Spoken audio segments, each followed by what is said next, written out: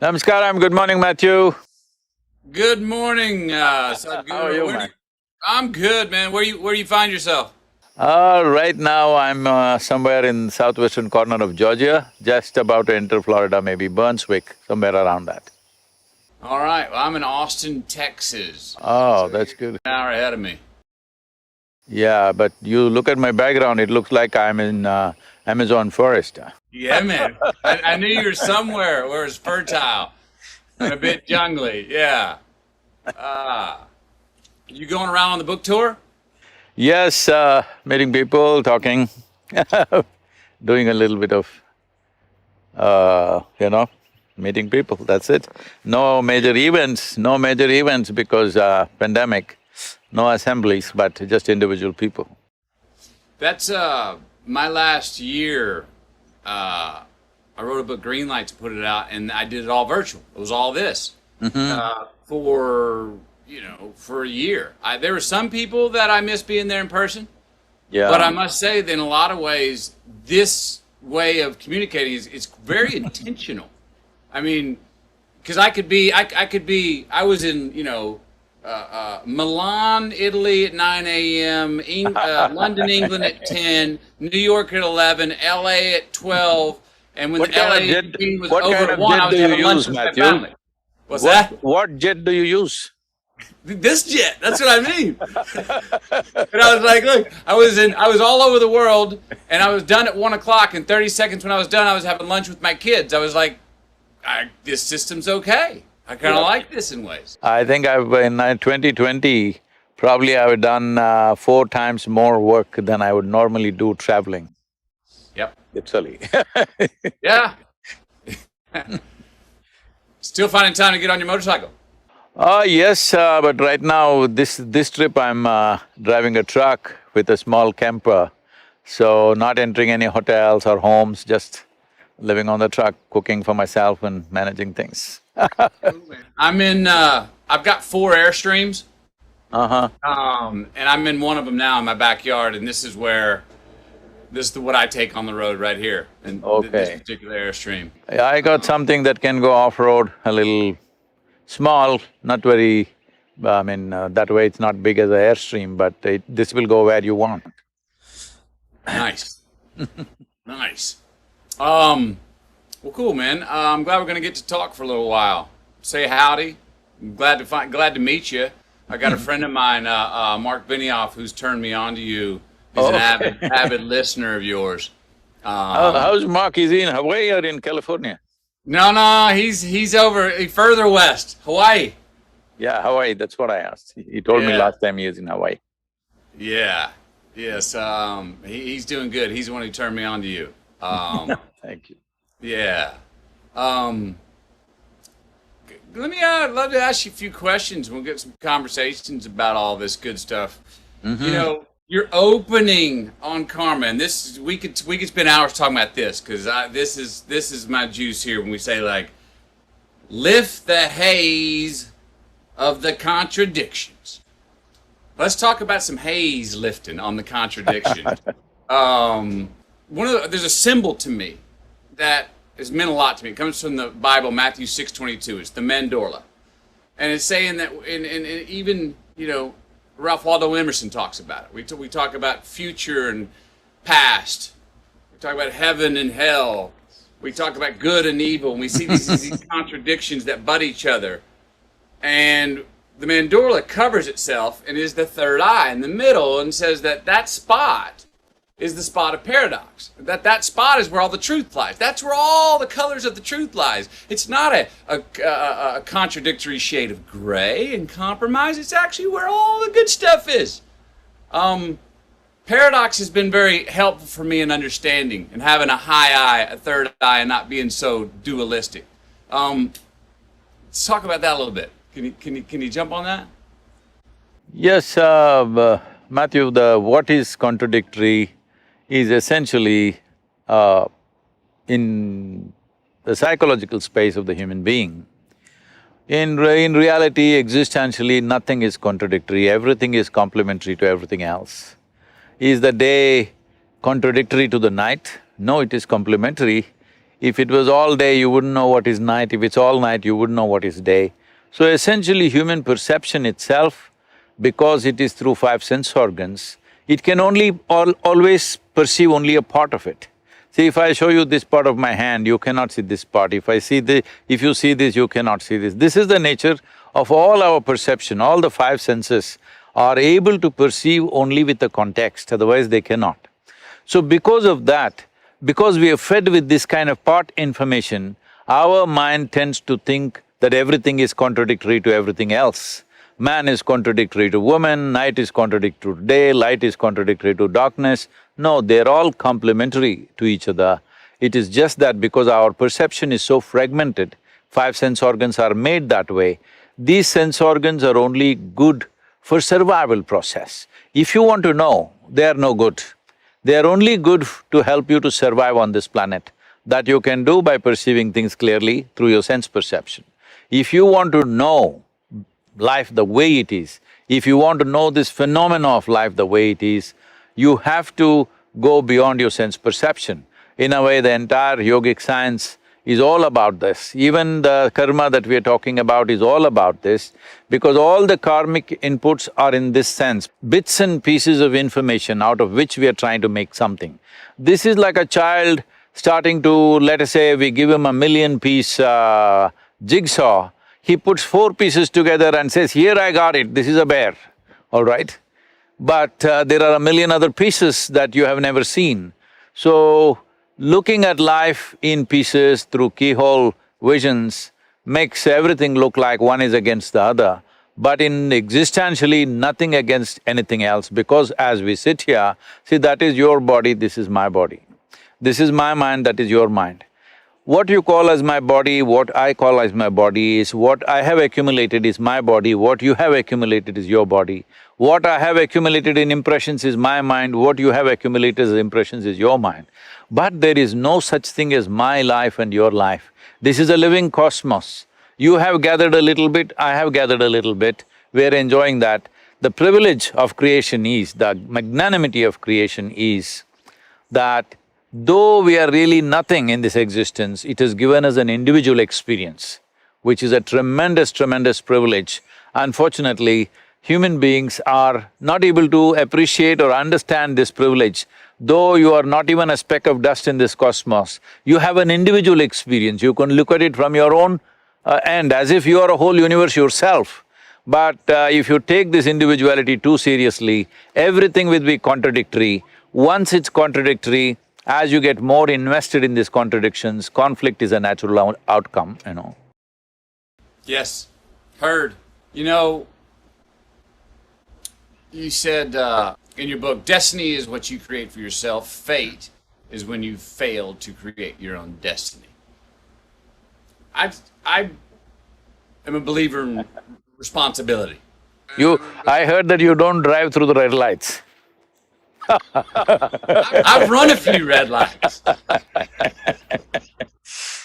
All right, but again, I say, you know, if for people that say, oh, it's all fate, then I always I half jokingly say, okay, then run all the red lights, see what happens. I mean, I believe that the prime mover or God, whatever, or life, that once our hands on the wheel, saying we are self-determining creatures. Don't just take the hands off and just completely, inshallah, the whole existence of going through the world. So there's a responsibility and fate, I think, and there's the fate of responsibility, and is that sort of what that line's saying? Destiny is what you create for yourself. Fate is when you fail to create your own destiny. That would be, there's a fate of responsibility. Fate is a fact in waiting. Fate is a destiny unattended. You did not attend. You did not attend to certain aspects of your life. So, they will go by the tendencies that exist within you or by the social situations that are happening around you. So, if you allow outside situations to simply happen the way they happen, largely it'll happen to all of us reasonably the same way if you're living in the same place. But destiny means you take charge of it. And though Many times we may not be able to change all the physical situations around us, still we can change the way we experience it, nobody can stop us from that. What is your life is essentially the way you experience it. What is your life is not in terms of what you have around you.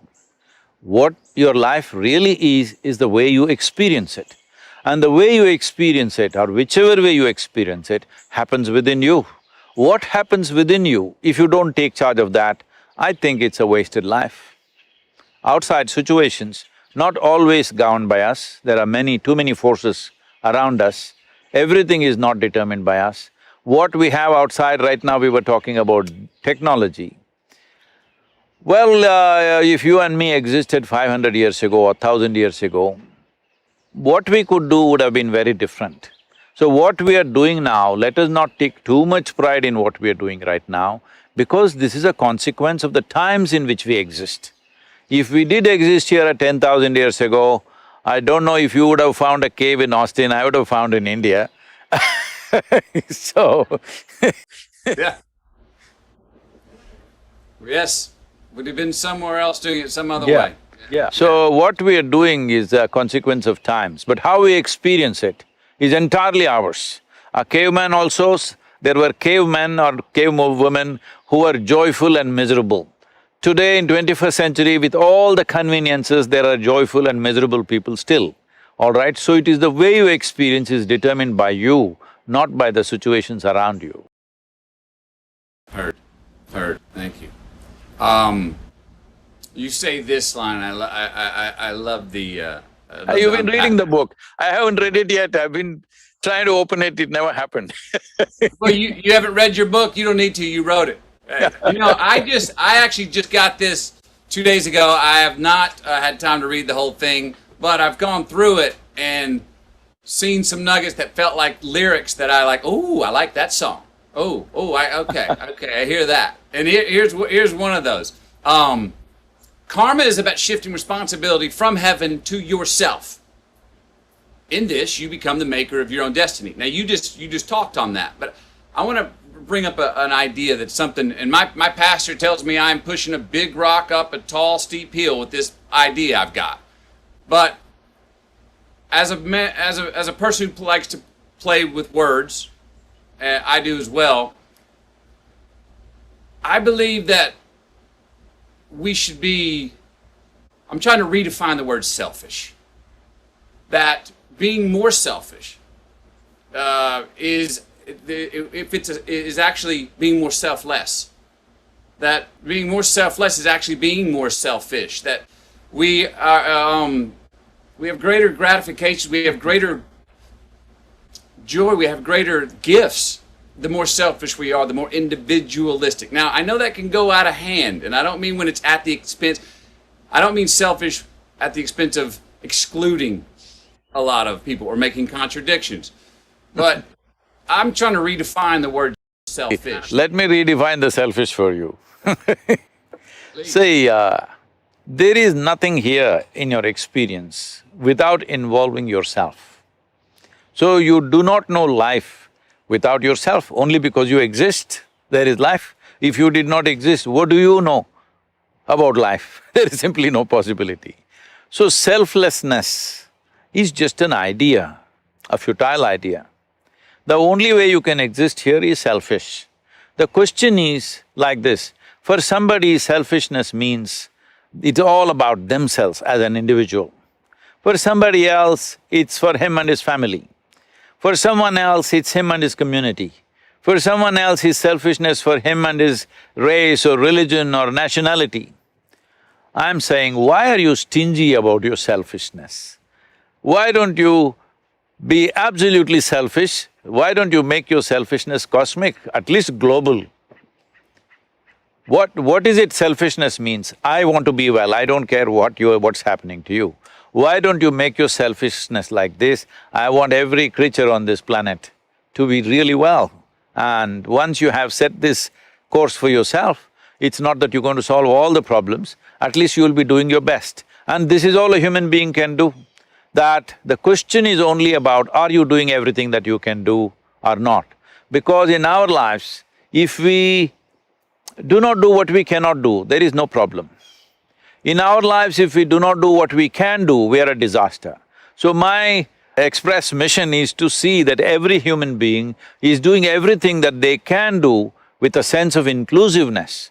Selfishness is the only way you can be inclusive. What does selfless mean? What does selfless mean? You'll stop breathing, is it? I'm saying it's just an idea which has never happened. It is just a foolish idea. There is no such thing as selfless because the very basis of your experience is self. Yes, yes, yes. Question is your selfishness inclusive or exclusive? That's all. Voila, voila. Now don't be stingy with your selfishness. Yeah. No, don't be stingy with selfishness. At least with selfishness, be generous.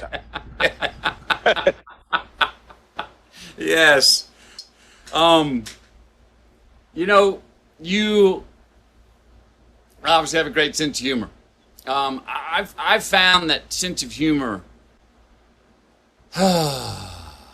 if is something that one, it's been a great tool for sometimes unlocking those contradictions for me and other people. But often it's seen. I'm one of those person that will laugh while the quote unquote wound is still a little bit too fresh. You know what I mean? And I'm like, well, no, it's already happened. So let's start laughing at it now. And I'm still going to be responsible and try and fix the problem. But can we do this while we giggle through fixing the problem? And some people that turns off because they go, wait, it's too early to laugh. You can't laugh. You can't. It's too early. We need to be serious about this thing. I'm going, no, I'm still going to do the work. Can we laugh while we fix the problem, or find a way to agree on something, whether it's politically. You have a right to cry only when you just dropped out of your mother's womb. That's the only time you have a right to cry. After that, you should be laughing out. And now about when the wound is too fresh. See, let me tell you this. See, as I said already, all the external situations, our life situations will not ever happen 100% the way we want. Doesn't matter, small situations, big situations. As your involvement grows in the world, you will see more and more things will not happen the way you want. So what happens in the world, we must understand, it's a reality which involves many forces. We are also one little force in that. So we can push it, we can use our skills, we can use our intelligence, we can use our influence and push that piece as far as we can. But there are too many pieces. It will never happen 100% your way or anybody's way, and I'm glad it is so, because if it all happened your way, where the hell do I go, huh? Little bit your way, little bit my way, little bit somebody's way, this is the way world is. But now you're talking about wound. Wound happens within you. So this one space which you call as myself must happen 100% your way. If this is happening 100% your way, you will just see that what a joke it is, everything that happens around you and how ridiculously it can happen. So when you see this, it's not that you have to have a sense of humor, laughter is inevitable. When you're laughing within yourself, maybe words also come that way. I never thought I have a sense of humor. These days people are telling me, Sadhguru, you have such a sense of humor. Oh, I thought, oh, is that so? It's just that all the humors in my body are working well, that's all.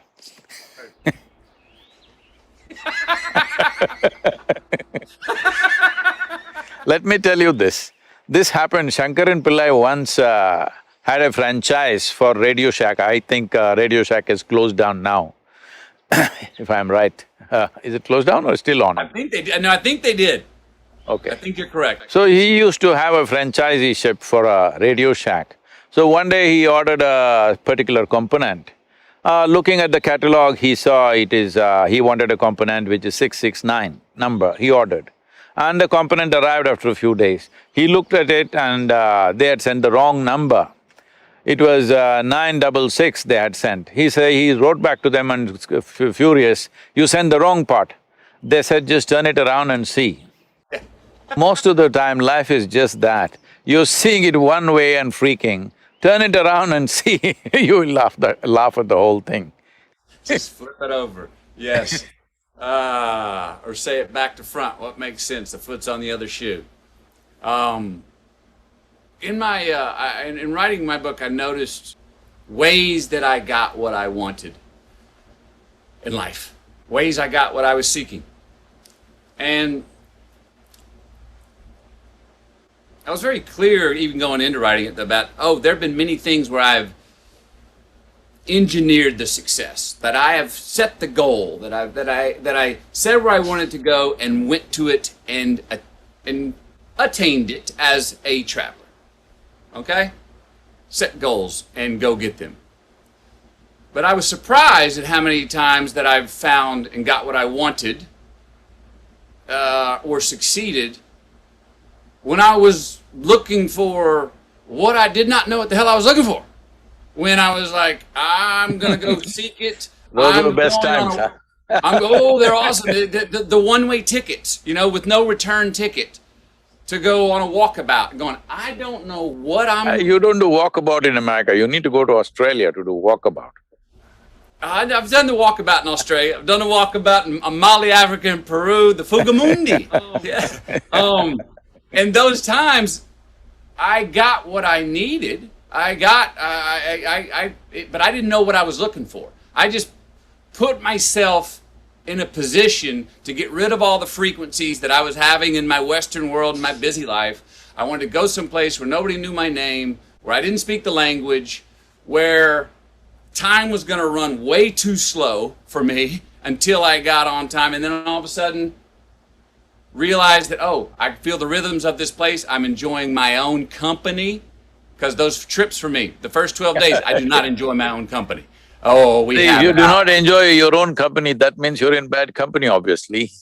Well, it takes 12 days. I had to, I think there's a value if you don't enjoy your own company to go, that's why I need to spend more time with myself then, so we can work it out, because I'm the one person that I can't get rid of, so let's work this stuff out. But after about 12 days, on around the 16th day, around the 12th day, I have a breakthrough where I'm like, okay, I've shaken off my demons, I've pulled off my talismans, I'm a naked child. And that's when all of a sudden, boom, an answer comes, and I'm light, and I've shed certain guilt, and I'm present much, and I'm not looking around the bend to see what's coming. I'm not looking over my shoulder to judge where I've been. But I guess my point is, we're all, sometimes we don't know what we're looking for, but we go find it. You talk about seeking the unknown, but to put ourselves in a place, do you think there's a value about put yourself in a place so you can hear it? Put yourself in a place so you can receive it. See, people keep coming to me and say, Sadhguru, please bless me, this should happen, that should happen.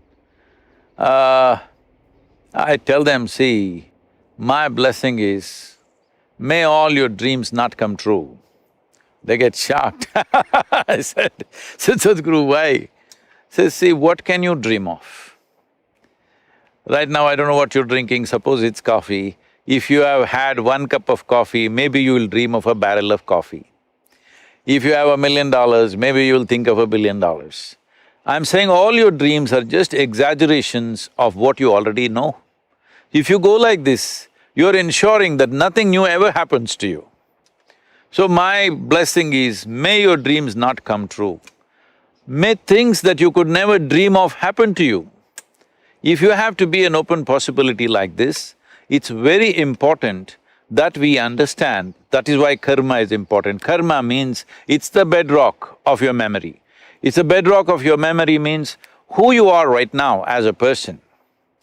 Matthew as a person, as a physical person, as a mental person, as an emotional person, and even as an energetic person, it is a certain volume of memory. Here there's evolutionary memory, there is genetic memory, there's articulate and inarticulate, unconscious, subconscious and conscious memories. All this memory put together, an amalgamation of this is one person called Matthew, similarly every other person.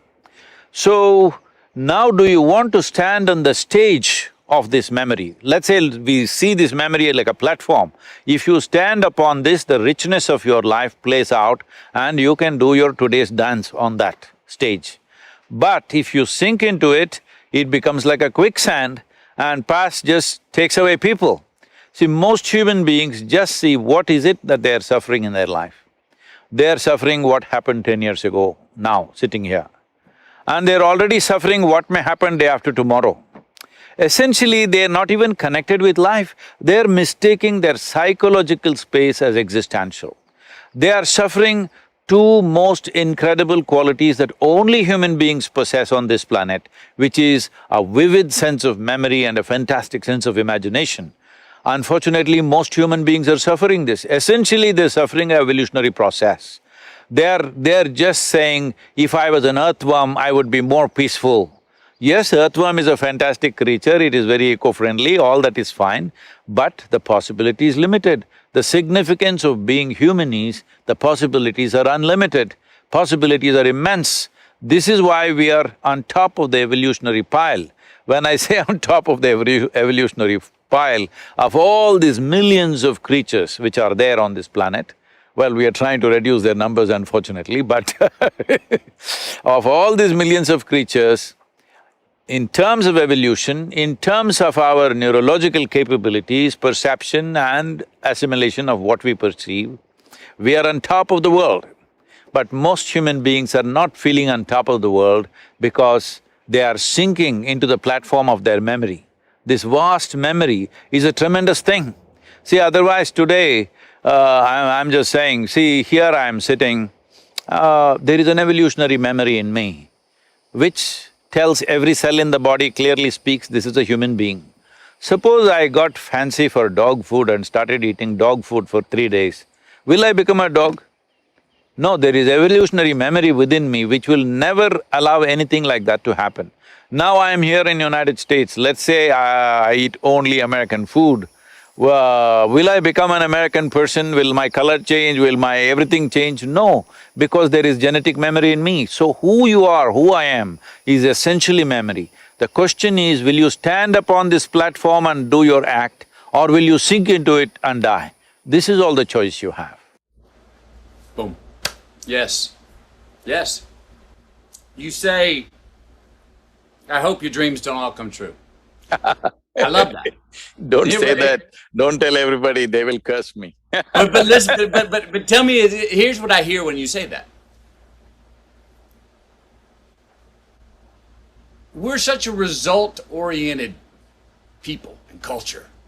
I gotta have my result. And we if I just get to the top of that summit, I'll have the ta-da moment. And we get to the top of the summit, we see it's a false summit. There's millions of more summits on the other side.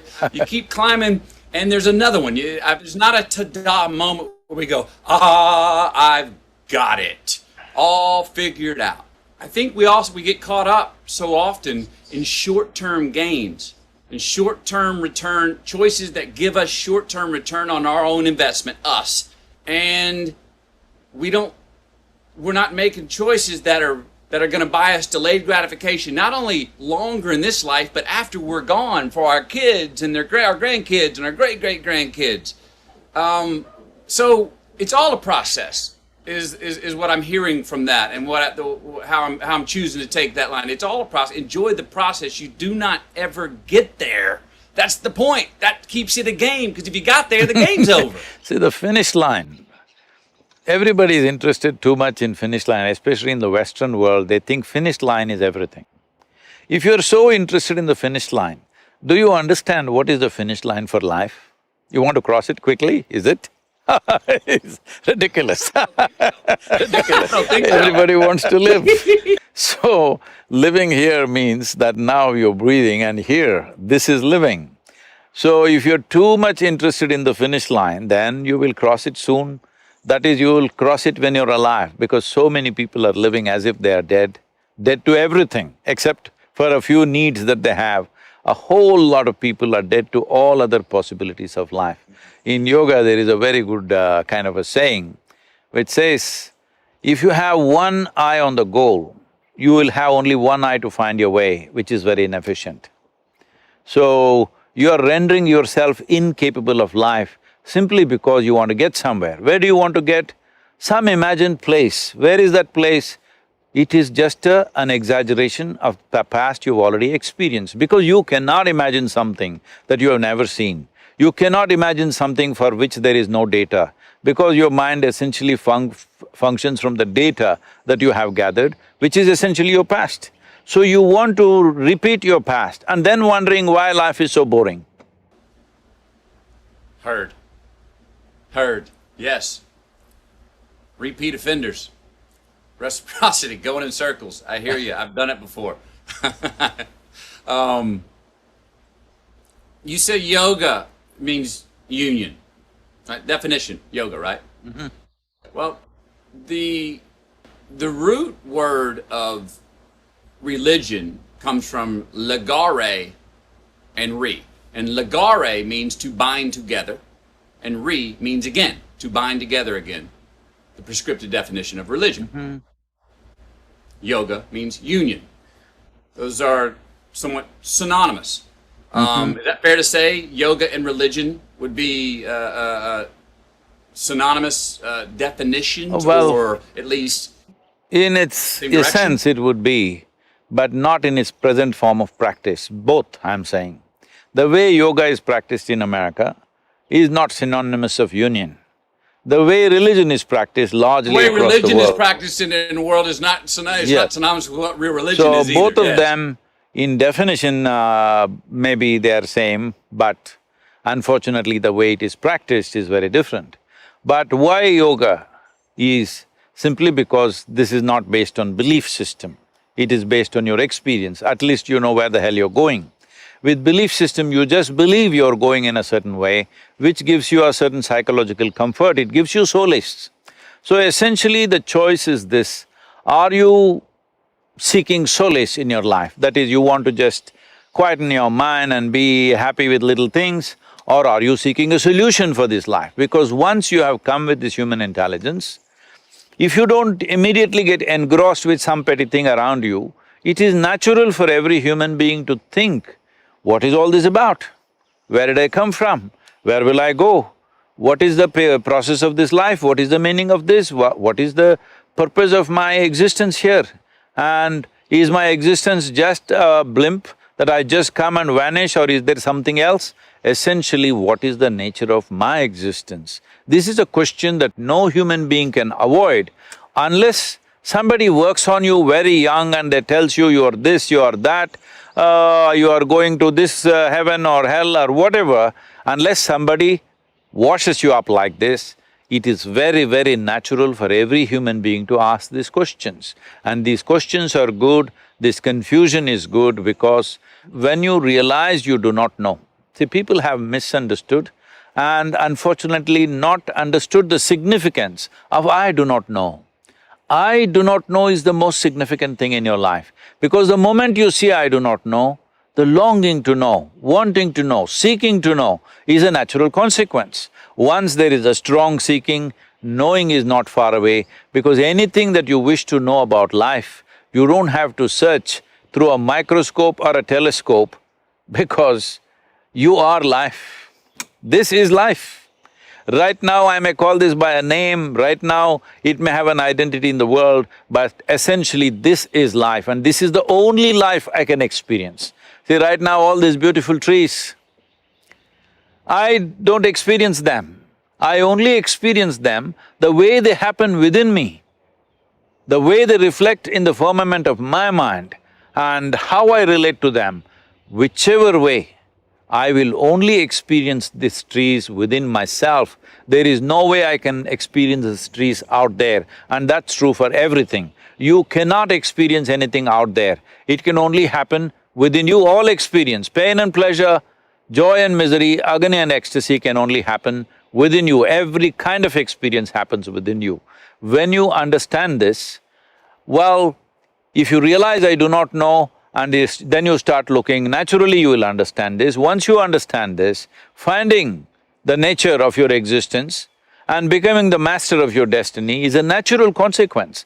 The problem is we kill I do not know with belief systems, ideas, philosophies, ideologies. If you keep all these things aside, I think that's what in some way you did in your desert. I don't know which desert you went to. You didn't go to Kalahari, did you? No, I was Sahara and then West Texas. Okay. So, So in a desert means you're alone. So as you said in your own words, initially you're confused and struggling, but then as you pay attention, because when you nothing else to pay attention to, you naturally pay attention to how you work, every muscle in your body, the breath, heartbeat, everything, then you will start noticing what you call as within or what you call as me is an entire universe, and that's the only universe you've experienced. You have not experienced any other universe. The only and only universe and the only and only world that you have experienced is what has happened within you. Once you realize this, then you fix the world the way you want it, within yourself. Outside world, we do our best. So you think it's the outside saying, because I've gone through that where, man, I felt like I had to be in the know. Only recently have I shaken hands with the fact, no, I love to be in the know. I also want to be in the know of what I don't know. And like, I want to know what I don't know and know that I do not know. And saying, oh, that's a good thing, Matthew, was what I'll tell myself. So, but is it, do we not give ourselves enough credit to, or is the I don't know is like a blind spot? It's like, whoa, I don't know. No, I know is a blind spot. Let me clear this. I know is a blind spot. See, right now, let's say you're driving, a truck was coming behind you and you saw it in the mirror. So do you see what is behind the truck? So you know there is a truck coming, but that's a blind spot, it blocks everything else. So right now you think, I know, that's like a blot in your brain, it doesn't allow you to see anything else. If you see I do not know is not about things around you. Fundamentally, see, you and me are sitting here talking long distance. We're sitting on a round planet, the damn thing is spinning all the time and also hurtling through the space at tremendous speed. In the middle of nowhere, nobody knows where this cosmos begins, where it ends. In the middle of nowhere, a tiny little mechanism called solar system. In that tiny little, super tiny place called planet Earth, in that Texas is a micro super space, in that Austin City is a super micro space, in that you're a big man. This is the problem. Because the moment I think I know, I become big in my perception. Once I become big, inevitably I'll make a fool of myself. Whether I realize this in this life or not, somebody who has eyes to see will see this is a bloody fool.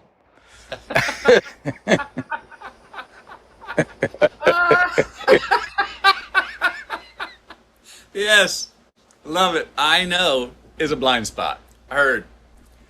But we tell ourselves, the world tells us the opposite. That no, the self-assurance, the confidence, even if it's a false confidence, will get you, what you want. We reward that in life, in this life, in the mortal life. We reward that with money, with jobs, with even blue ribbons and gold medals sometimes. Is it an act of courage to lean into the I don't know? Is it to seek what you don't know? Is it a courageous act, or is that too much of a come from a belief system?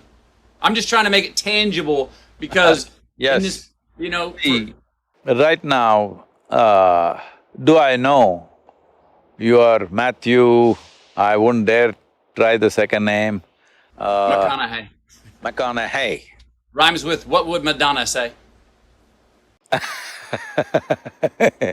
So, so I know you're Matthew McConaughey, but do I know you? I don't know. I know you because when I see a person, I know many things that I know, I need to know to interact, to be with them and everything. But do you know some life absolutely?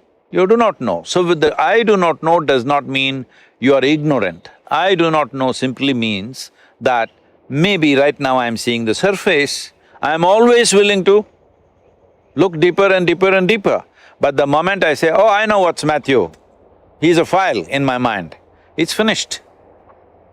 So, I do not know does not mean that it's ignorance. See, we must understand this. See, however much knowledge you have, even if you have digested the libraries on this planet, Still what you know in this cosmic space is a minuscule. But our ignorance is boundless. So the whole yogic system always identifies with ignorance. Because if I identify with my ignorance, then whether I am awake or asleep, my intelligence is always on, it never sleeps. The moment I say I know, my intelligence goes to sleep, it gets lazy. This is essentially determining what is the quality of your life. So do not ever let your intelligence go to sleep by saying, I know something. Do you know a blade of grass? I'm asking all the top scientists on the planet. Do we really know a blade of grass? Absolutely. We do not know. As you look deeper and deeper and deeper into it, there's more and more and more to it. See, the top scientists in the world have openly saying, we not only do not know, we will never know. All right? So this is does it mean these people are ignorant people? No, they may have more knowledge than most people on the planet, but they are saying this because they have looked deep enough into life. And if you look deep enough into life, you will naturally see what you know is a minuscule, what you do not know is an endless possibility. So do you want to take away the boundless possibility because you know a spot? I don't know is not ignorance, it's an endless possibility. Ignorance is a boundless thing, knowledge is a very limited thing.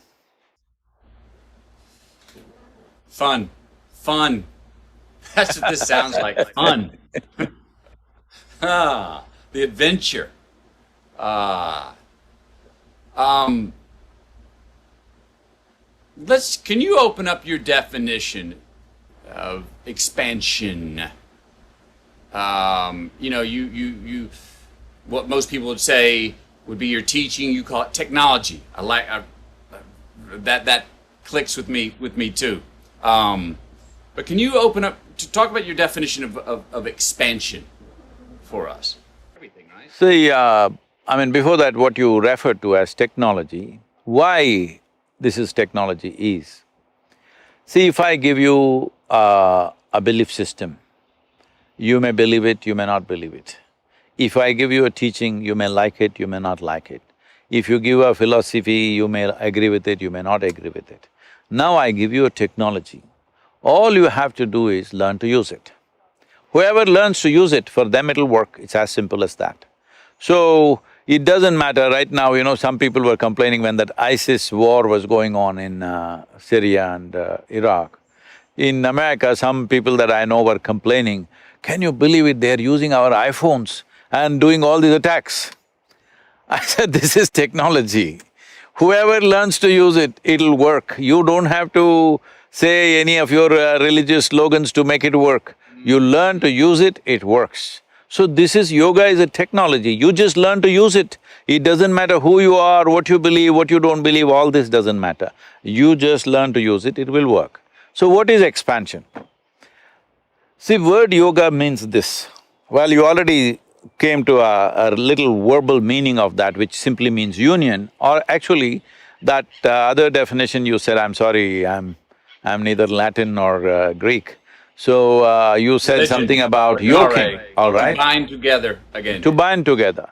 The word yoga literally, if you go back to its original meaning, it means to yoke. You yoke together. See, right now what yoking means is, see, when you sit here, you are an individual person. This is why I said the greatest magnanimity of creation is, it gave us an individual experience. There are swarms of insects here. For them, they don't have an individual experience, they experience themselves as a swarm, as a species. But we experience ourselves as an individual. Unfortunately, instead of enjoying this privilege, we have made this into a point of conflict between each other all the time, me versus you.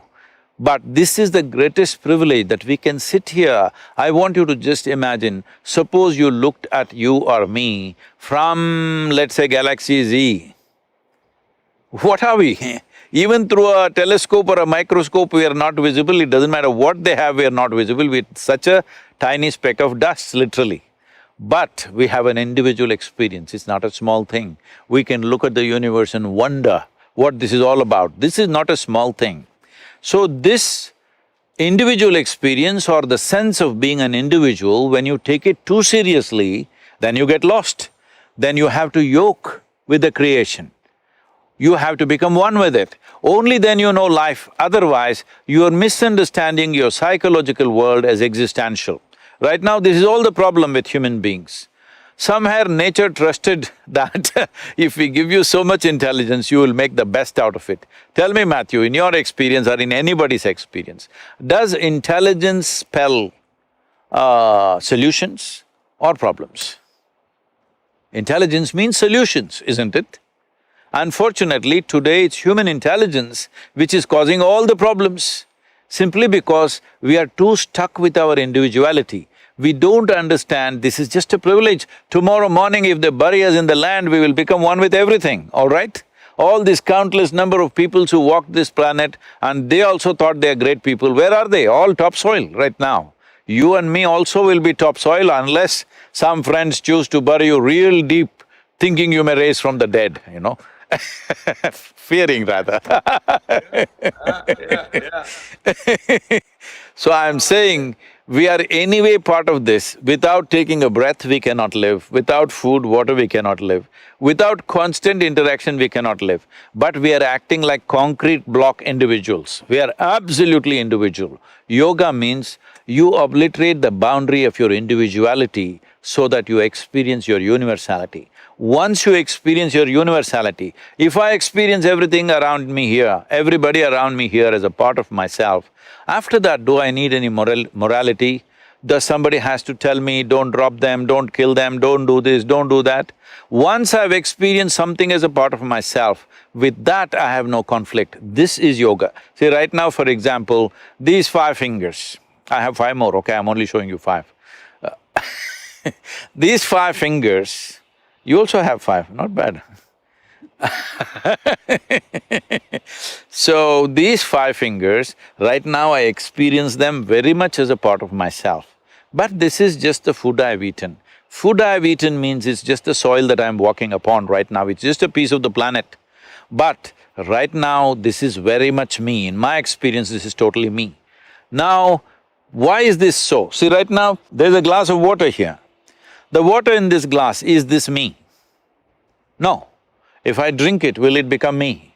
Of course. More than 70% of my body is water. So what is it that happened?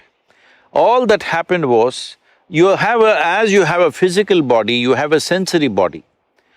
Your sensory body is the boundaries of who you are. See, if you touch your you do this, Matthew, with your right hand, just touch your left hand. Is that you? 100%, isn't it? Touch the chair on which you're sitting, is that you? No. No, how do you know? It's just that here there are sensations, here there are no sensations. So essentially what you're saying is, what is within the boundaries of my sensation is me. What is outside the boundaries of my sensation is not me. So, the sensory body has a presence of its own. We can just do this experiment right now.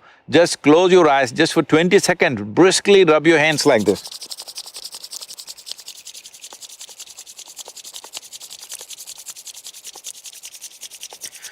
Hold them about 3 to 4 inches away from each other.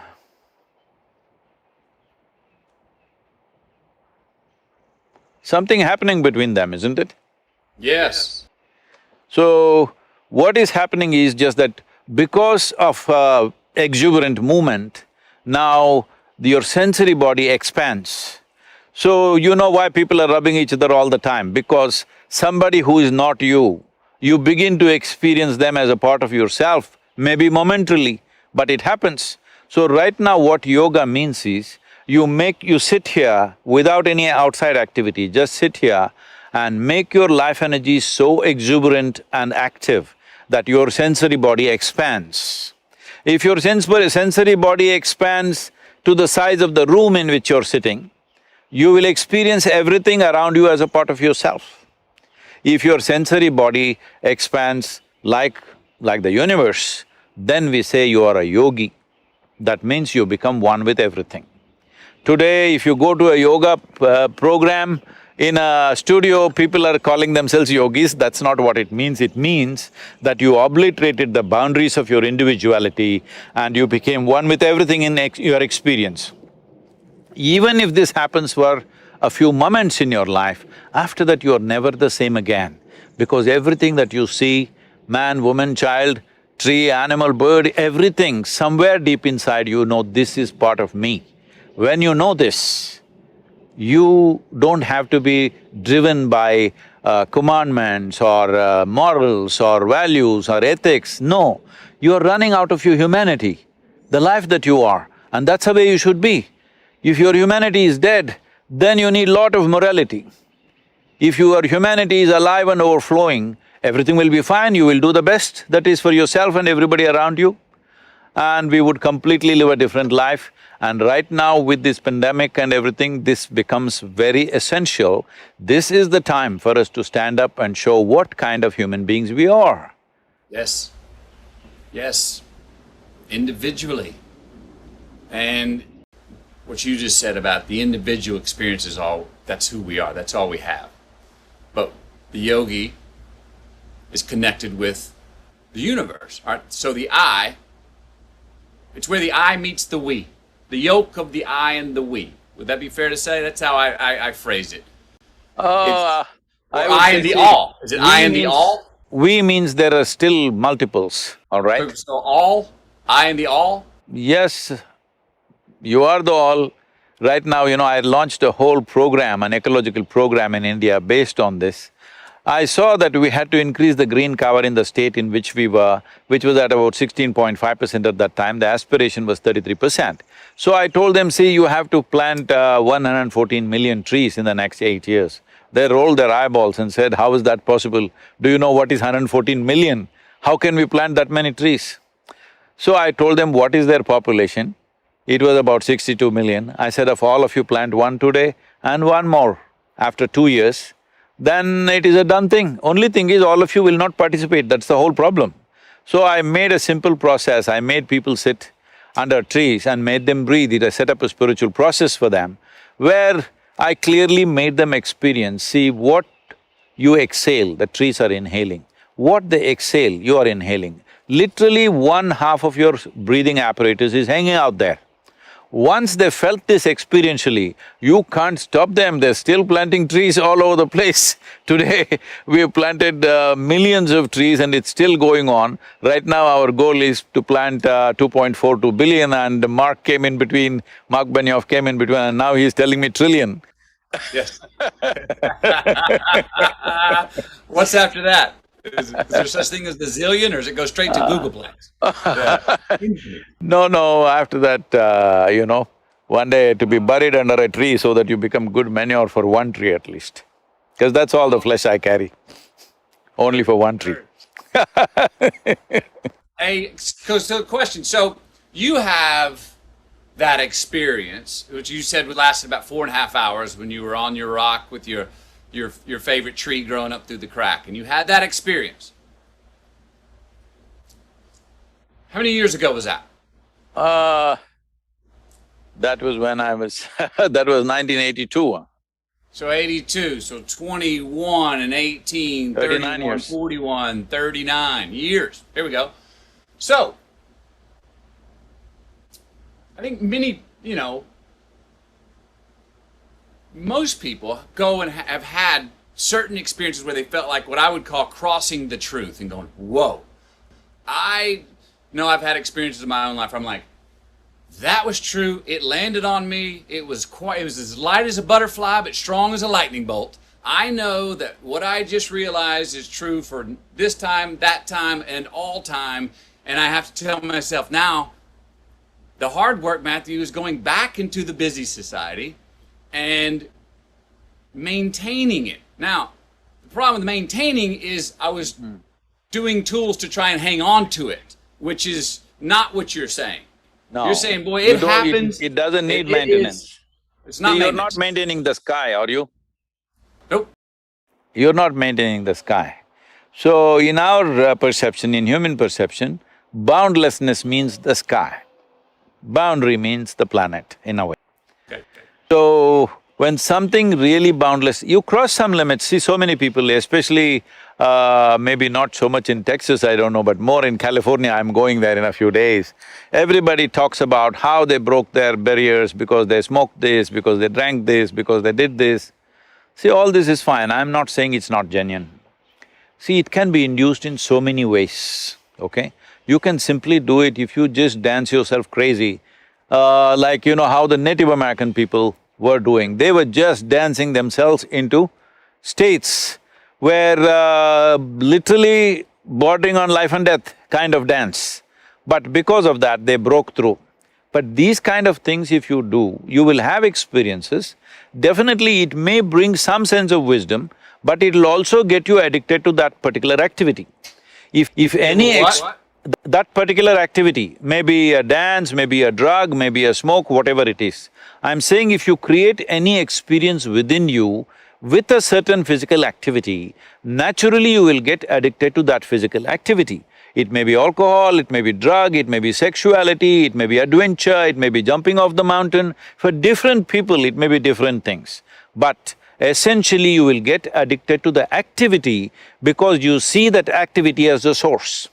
Now, this is what is significant about the yogic process, that there is a step-by-step ladder if you climb, then after that, without any activity, sitting in this space, you can be in that state. Once that happens, there is no maintenance. Voila.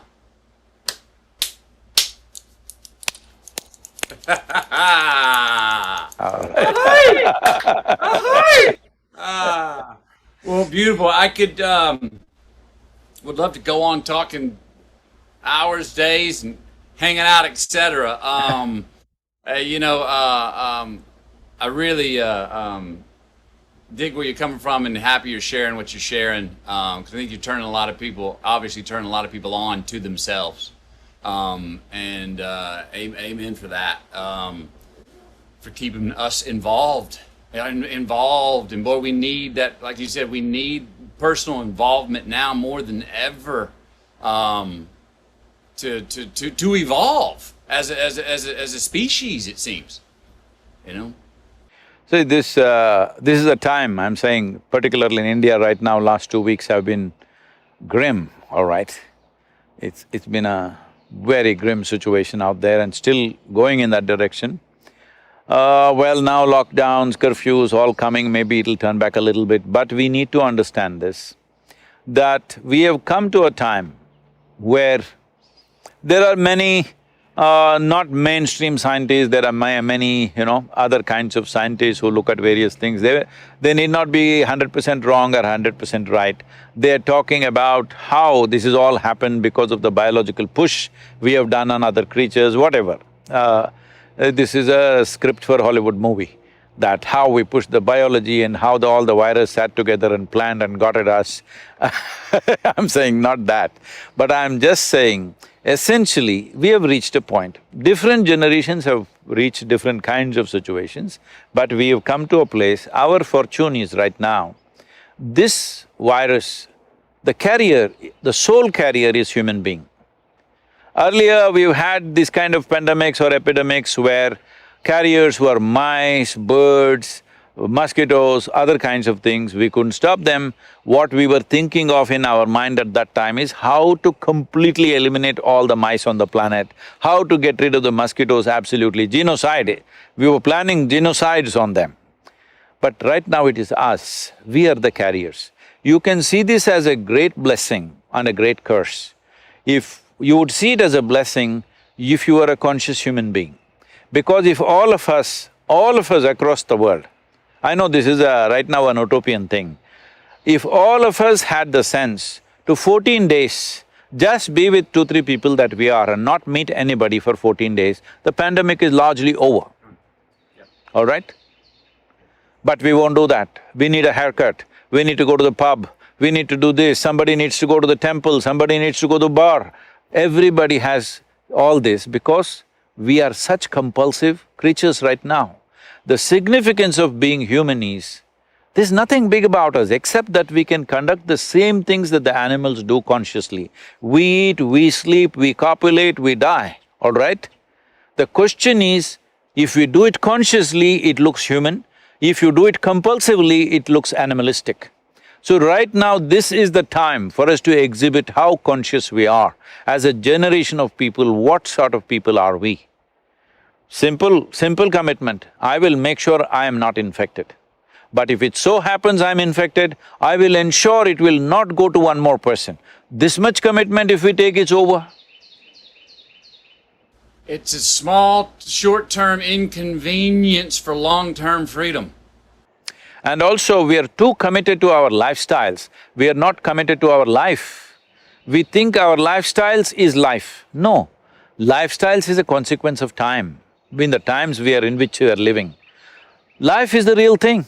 So right now, focus on life, that this life should not be put to risk, no other life should be put to risk. Lifestyle doesn't matter, you can make your lifestyle differently, what is the big deal?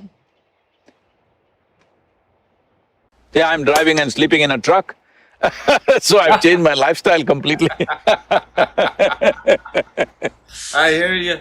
Oh, I hear you. Great talking to you. Thank you, Matthew. Today. I look forward Wonderful. to our next time. Yeah, I hope to catch thank you up for the somewhere. wisdom, the laughter and all. I hope you have a great road trip and keep enjoying yourself out there, getting off road, and we'll talk to you next time wherever Yep. you are. or I'm in crossing person. Texas, keep the cowboys off me, huh? Oh, come on, you'll fit right in here. Come on in. Howdy. It's about 974 miles east to west. Come on through, man. Stop wherever you want. Hospitable state. We'd love to have you. Let me know when you come. Yes, thank you. Sadhguru, Matthew. appreciate it. Yes, Wonderful. sir.